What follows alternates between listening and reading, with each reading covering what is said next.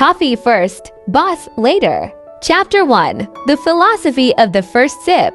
Before you become a boss, you must first become awake. Not just physically awake, mentally awake, financially awake, emotionally awake. And sometimes, awakening begins with a simple cup of coffee. When you say coffee first, you are not delaying success. You are preparing for it. Coffee is a ritual, a pause, a signal to your brain. Get ready. We are about to build something. Most failures don't happen because people lack ambition. They happen because people lack preparation.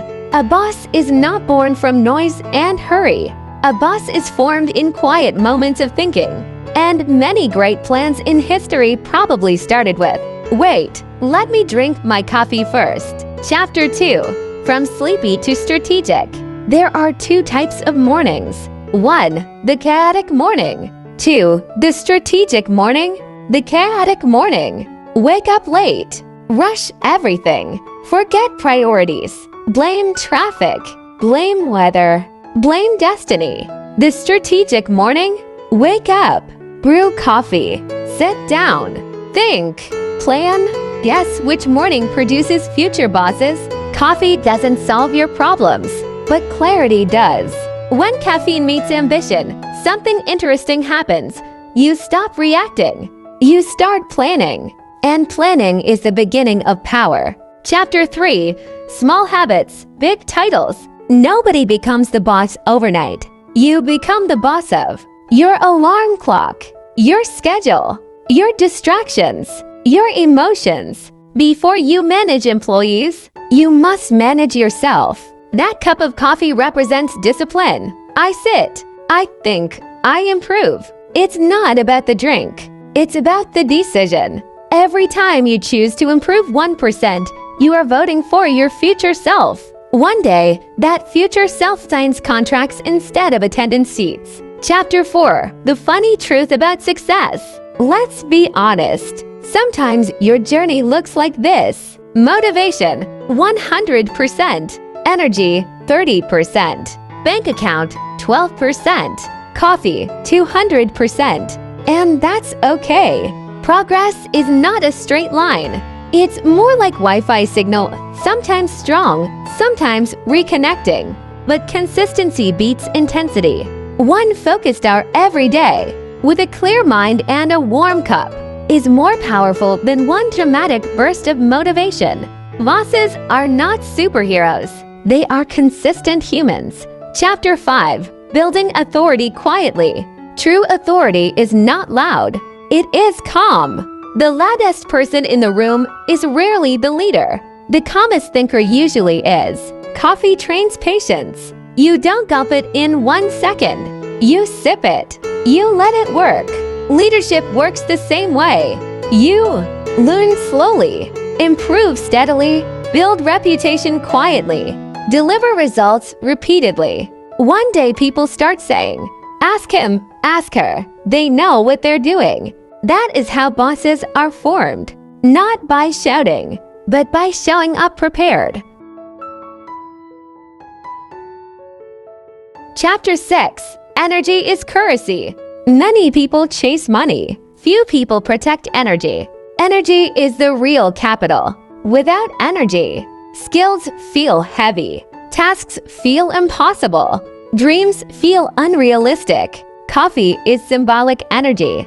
But real energy comes from discipline, health, focus, purpose. When you protect your energy, you increase your value. When your value increases, your opportunities multiply. And opportunity is the ladder to leadership. Chapter 7. From employee mindset to owner mindset. An employee asks, "What time can I go home?" A future boss asks, "How can I improve this?" The shift is subtle but powerful. When you sit with your coffee and think about improvement, you are training your brain to look for solutions. Bosses are paid to solve problems. The bigger the problem you can solve, the bigger the position you can hold. So while others scroll endlessly, you sip, think, and strategize. Slowly, quietly, you are upgrading your mindset. Chapter 8. The Long Game Strategy. Becoming a boss is not about speed.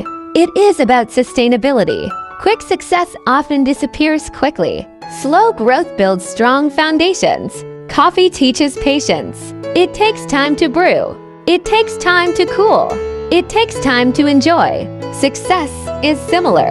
You learn, you fail, you adjust, you repeat. Each morning ritual becomes proof that you are serious. And seriousness, repeated daily, turns into credibility. Credibility turns into trust. Trust turns into influence. Chapter 9. The Art of Thinking Before Speaking.